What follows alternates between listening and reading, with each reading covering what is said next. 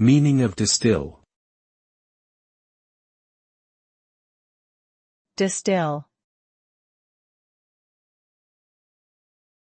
Distil.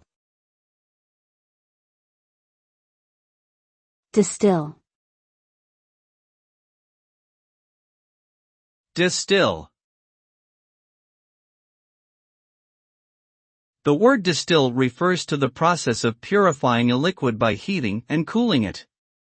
During the distillation process, the liquid is heated until it vaporizes, and then cooled down until it condenses back into a pure liquid form. This technique is commonly used in the production of alcoholic beverages such as whiskey and vodka, as well as in the creation of perfumes and essential oils.